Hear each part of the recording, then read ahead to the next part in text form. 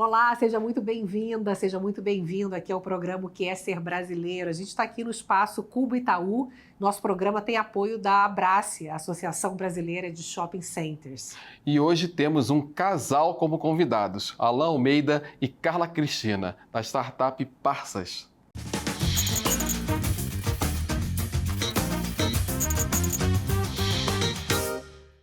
Estamos recebendo o Alan e Carla. Muito obrigado pela presença de vocês dois. Obrigada. Que bom que vocês estão aqui. Bom estar com vocês aqui. Obrigado. A gente queria saber o seguinte, quem são vocês? Pode começar, Alan? Posso. Eu sou o irmão mais velho de mais 3 irmãos. Tenho um irmão gêmeo, aí 2 mais novos, filho de uma mulher baiana, que nasceu em Cabrobó, pais também baiano.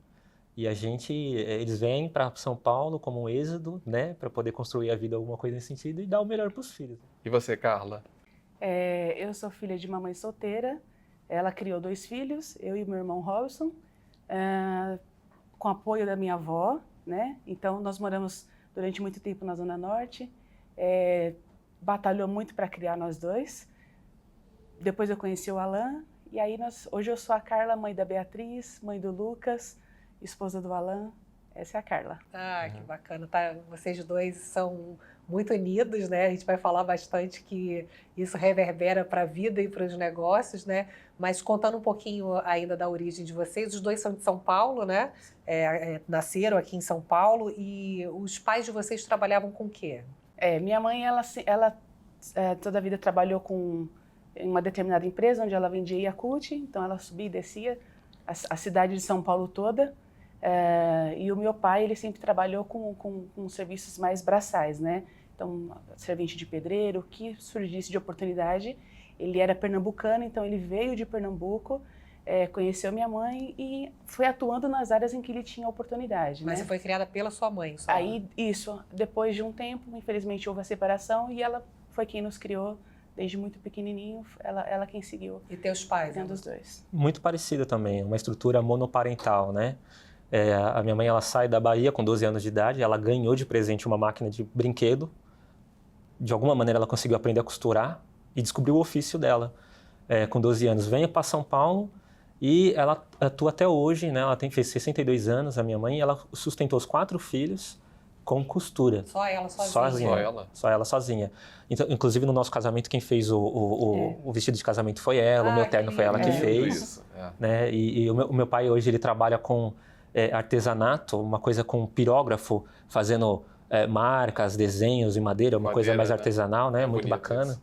Mas por um contexto assim de alcoolismo, um vício, alguma coisa nesse sentido, eu acho que com uma média de quando eu estava com 11 anos mais ou menos, eles acabaram se separando, né?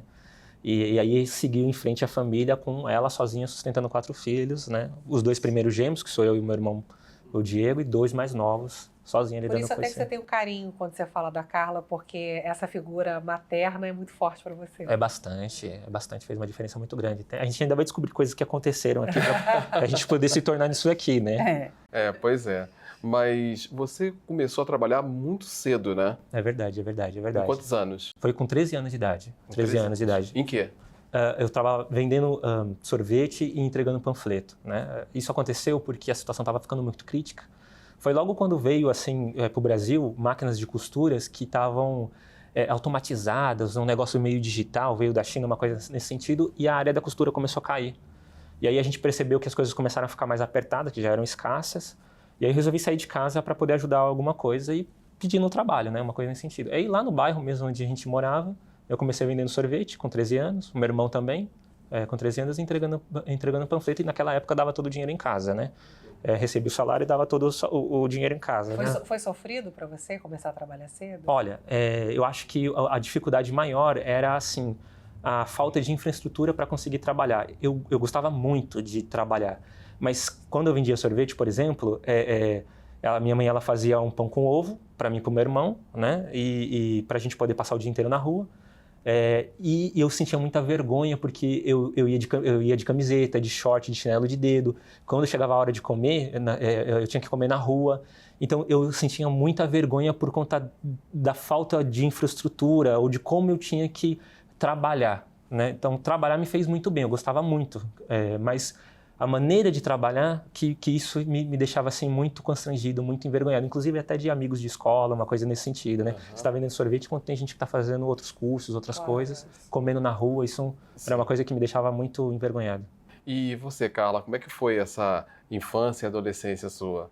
Então, eu comecei a trabalhar por volta dos meus 16 anos, minha mãe sempre batalhando bastante por nós e ela, de certa forma, apesar de todos os desafios, nunca deixou faltar nada.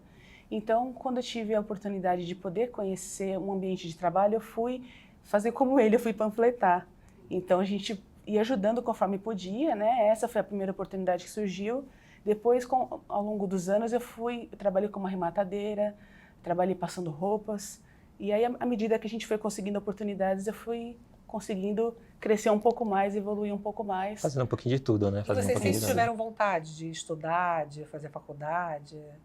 No meu caso, assim, eu acho que porque minha mãe não teve esse apoio, esse incentivo, eu, de certa forma, também não recebia tanto, assim, da parte dela. Então, ela sempre batia na tecla, né? Que era e sempre vai ser muito importante estudar, né? Ela sempre falava, estuda, porque estudo é a única coisa que ninguém vai tirar de você. Então, eu tinha esse desejo, mas não tão intenso, né? Por ela, não, às vezes, nem ter condições de poder proporcionar isso pra gente. Então, à medida que ela podia, ela falava, estuda, estuda. Aí eu vi alguns amigos, olha, vamos fazer um vestibular, o que você acha? Vamos fazer alguma coisa. Então, a gente foi tentando, de algumas formas, à medida que eu ia tendo amigos, pessoas que me incentivavam, que falavam, do próprio convívio familiar também, pessoas que eu via crescendo, falavam, puxa, de repente pode ser uma oportunidade para mim, eu vejo que o estudo realmente é isso que a minha mãe falou. Tem que estudar, é necessário estudar. Para mim foi diferente dela, né? Eu não tinha desejo nenhum de estudar e não tinha nem interesse nenhum, nem gostava de estudar, nem gostava nem de ir para a escola. Porque a questão é que ir para a escola dava uma percepção que não ia dar resultado nenhum, nada ia acontecer. E a situação era muito escassa, então eu precisava fazer o quê? Eu precisava trabalhar. Então a minha percepção jovem era, vou trabalhar porque isso vai me dar resultado. E eu descobri o gosto muito mais tarde. Então essa questão de falar inglês, de se preparar para fazer um vestibular, não era uma realidade dentro de casa. Até porque uma mãe sozinha não ia conseguir pagar uma faculdade, tem 4 filhos, como que ia pagar para um, né? Então, eu descobri muito tarde. Também um pouco, acho que, no formato da Carla. Alguns amigos, eu me deparei com um cenário com 19 anos, com amigos que já sabiam o que ia fazer, se preparando e eu perdido. Falei, puxa, eu não sei nem para onde ir. E aí foi onde eu ganhei um trabalho num escritório de advocacia, depois de vários trabalhos informais. Vendendo sorvete, entregando panfleto, trabalhando com servente pedreiro, trabalhando em mercadinho, trabalhando em tudo quanto vocês possam imaginar. Alguém me deu uma oportunidade para trabalhar como se fosse office boy no escritório de advocacia. Eu entrei com 17 anos de idade nesse escritório e aí a minha vida mudou. Eu me identifiquei com direito, aí eu fiz a faculdade, eles me ajudaram a fazer a faculdade de direito.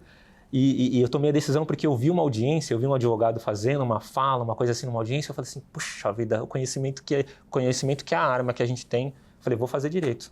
E aí entrei na faculdade e fiz direito. Agora, tem uma passagem que eu vi na sua história, que eu estudei, Qual foi? Que é sobre, na sua adolescência, você e a sua mãe. Eu queria que você falasse sobre isso.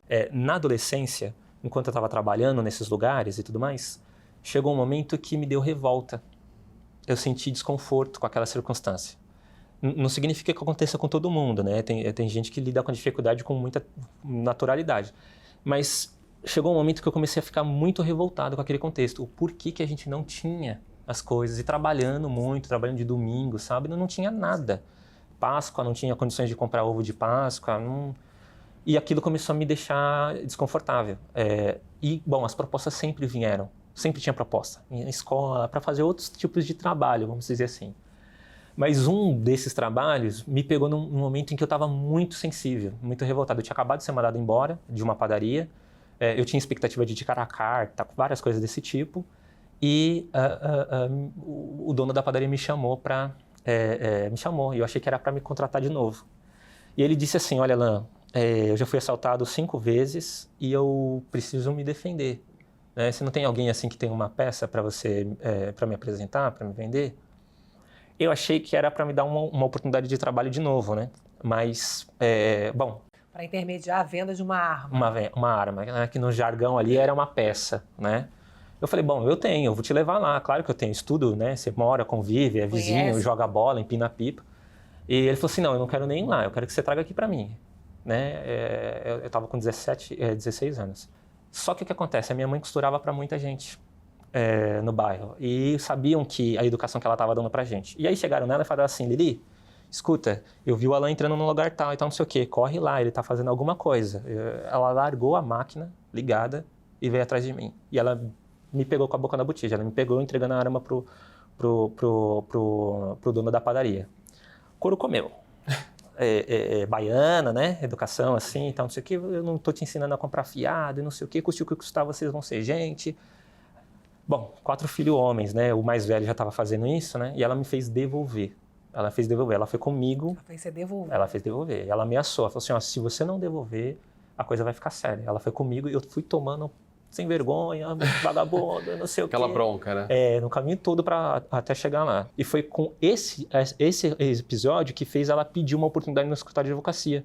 Uma mãe desesperada, dizendo assim, pelo amor de Deus, eu estou preocupada com ele, você não tem uma oportunidade, qualquer coisa. Ele entrega panfleto do escritório de advocacia e tudo mais, e foi onde eu consegui a oportunidade. Depois desse episódio, dessa bronca, de tudo que aconteceu, o que passou na sua cabeça? O que você sentiu depois disso tudo? No primeiro momento, frustração por ter sido pego, com toda certeza, né? Mas depois que eu tomei consciência, muita vergonha. Eu fiquei um tempo sem sair de casa, eu fiquei um tempo sem querer fazer as coisas e tudo mais, porque é uma sensação assim de vergonha, uma sensação de vergonha, de não conseguir lidar com o que você fez, com uma sensação de que é uma coisa muito grave, em que você não consegue nem conviver nem com você mesmo. Mas ela te salvou, né? Foi. Se ela não tivesse sido firme. Agora, você, depois, você falou de advocacia, mas você também trabalhou na área de tecnologia, não é isso? E aí, você foi trabalhar com pessoas privadas de liberdade. Isso mesmo, isso mesmo. Esse episódio, de alguma forma, te alimentou a isso, te impulsionou a isso? Aconteceu sim. Eu fiz Direito, me formei na faculdade, né? E o que acontece? Eu fui trabalhar numa multinacional depois de sair do escritório de advocacia, que era o Banco Citibank. E eu entrei numa área muito específica, chamada derivativos. E lá precisava dominar um pouco de tecnologia. Foi onde eu tive contato com a área de tecnologia. E o que eu descobri? Que tinha um mercado gigantesco, salários muito interessantes, gente ganhando muito bem. E eu fiquei chocado. Eu falei, puxa, como que pode existir um mercado com tanta oportunidade, os salários tão relevantes e a gente passando dificuldades, uma coisa nesse sentido.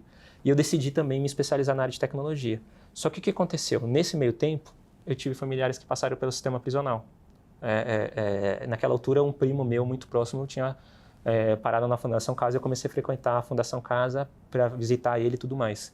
Esse foi o gatilho que me fez querer trabalhar com pessoas que estavam de alguma maneira em privação de liberdade, eu tinha que passar por privação. Imagino que você tenha pensado, olha, eu poderia ter ido por esse caminho. Foi exatamente isso. Eu falei, se a minha mãe não tivesse sido o que ela foi, eu não seria casado, não sei nem se eu estaria vivo hoje, né? Eu teria filhos, uma coisa nesse sentido.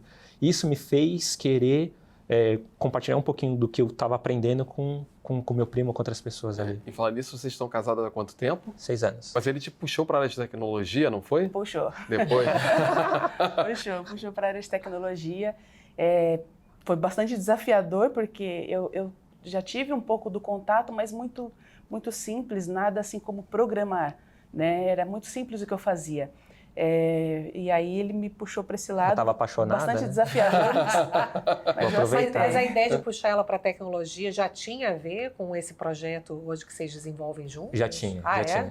Por um tempo, eu atuei dando aulas de introdução à informática para jovens que passaram por abrigos, idosos. Então, eu tive alunos de 80 anos. Acho que foi no Telecentro, né? Isso, foi num projeto que a prefeitura tinha. Era um propósito em comum que talvez tenha até facilitado a união, né? Fora a questão familiar, né? Eu também, assim como ele, tive um ente querido que passou pelo sistema, né?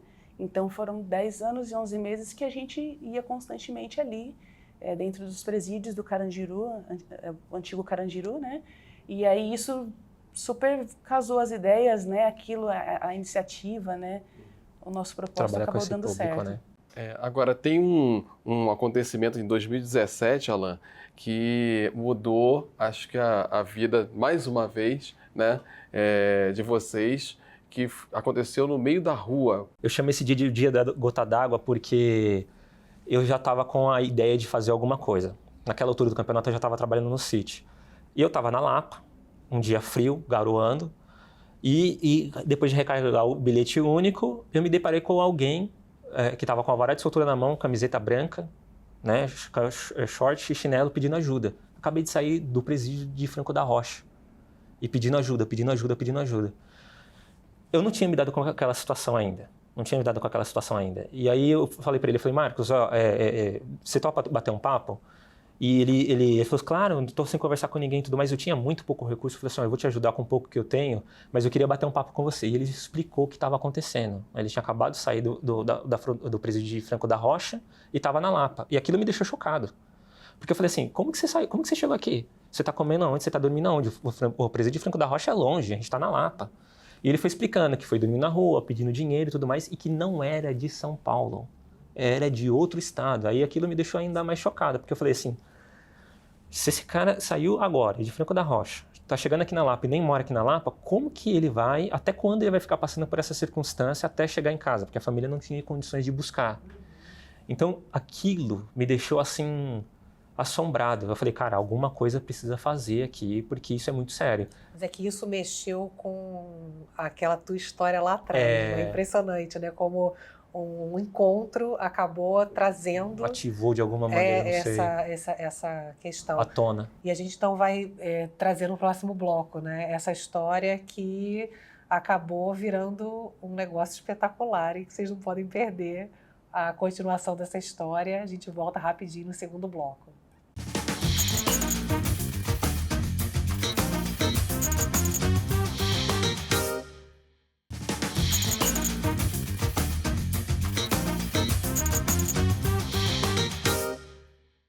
A gente está de volta com essa conversa com o Alan e a Carla. O Alan estava contando, né, Carla, que ele encontrou um homem no meio da rua e resolveu ajudar esse homem. E a partir desse encontro, que remeteu a questões do passado, ele resolveu te propor um negócio, né?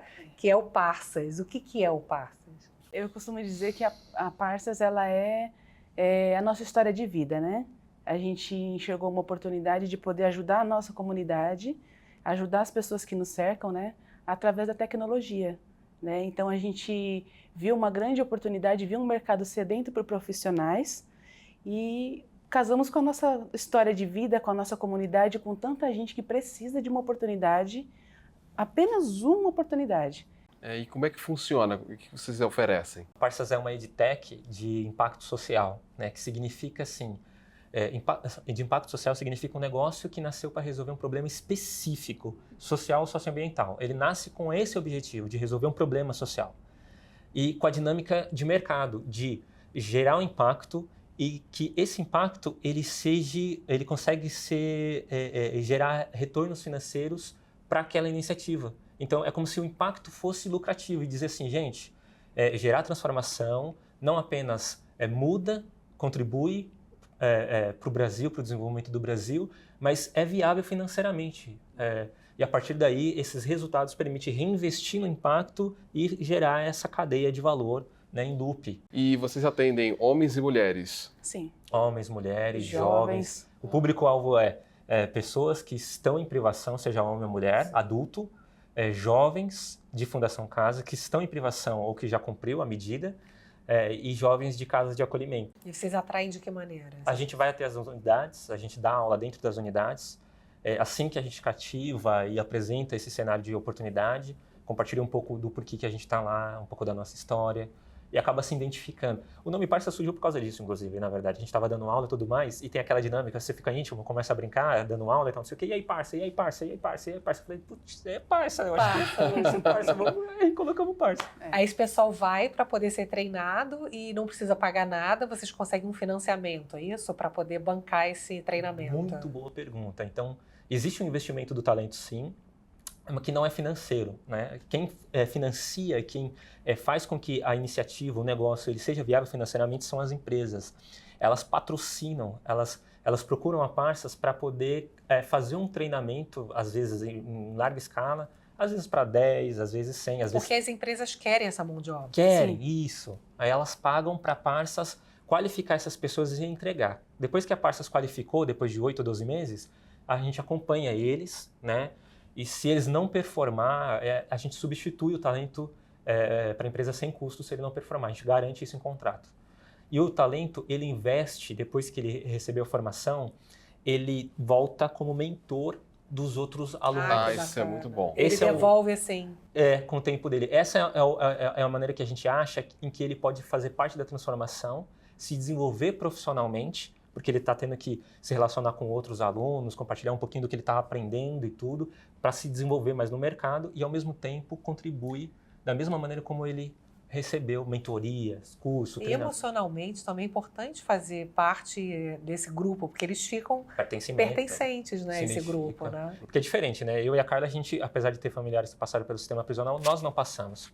Então, quando ele se identifica com alguém que está ganhando dinheiro, está empregada, trabalhando na área, tendo passado pelo sistema prisional, é diferente. É uma outra pessoa que se identifica, quer dizer, isso faz uma diferença muito grande. Alan, Carla, dignidade é você ter as suas necessidades básicas, ao menos, garantidas, assim, com bastante qualidade. E necessidades eu não estou dizendo só de comida, eu estou dizendo assim, de amor, de afeto, de conhecimento, verniz cultural. Então eu diria que dignidade poderia ser assim, um arcabouço de necessidades que um ser humano tem: amor, carinho, afeto, conhecimento, cultura, diversão. Tudo isso assim com qualidade, com bastante robustez para que a gente possa ter assim as nossas questões resolvidas, né? Uhum. E Carla, e liberdade? Você poder pôr em prática aquilo que você deseja, aquilo que você sonha, aquilo que você almeja, sem restrição, sem que as pessoas acabem criando um pré-julgamento sobre você, sem ao menos ela conhecer você. Então eu acho que você não limitar as pessoas, você não prender as pessoas, você deixar com que ela consiga pôr em prática o sonho, o desejo, aquilo que ela tem, eu acho que é uma forma de você, de certa forma, dar liberdade para as pessoas. Eu acho que isso é o que traz liberdade para nós. Quando nós recebemos oportunidades, aquilo de certa forma nos libertou muito. E é por isso que a Parsas está crescendo muito. Né? Nós ganhamos essa liberdade a partir do momento que as pessoas nos deram um crédito de confiança e viram aquilo que a gente almeja fazer, né? Em prol do nosso próximo, né? Legal. Agora, a pergunta final: o que é ser brasileiro? Quem quer começar? Eu acho que a gente tem que nominar ela. Eu vou começar. Ela é grande coração de ter feito esse negócio certo, né?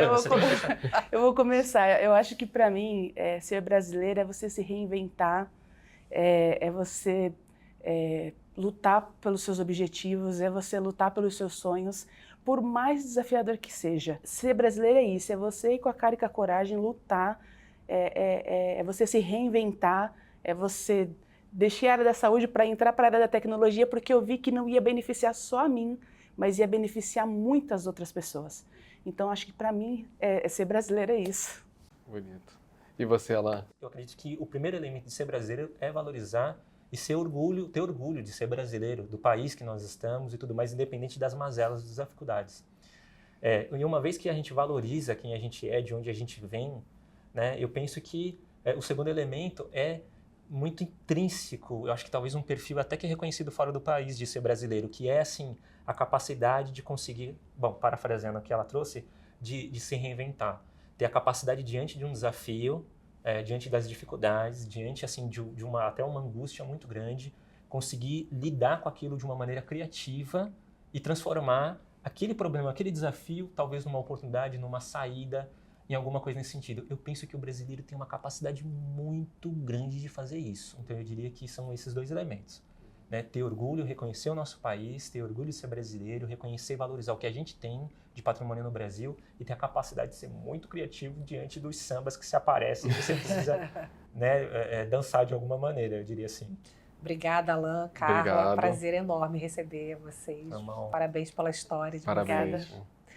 Obrigada. A gente agradece também ao Cubo Itaú e à Abrace. E agradecemos principalmente a você que está sempre aqui com a gente no Que é Ser Brasileiro. Até o próximo. Tchau.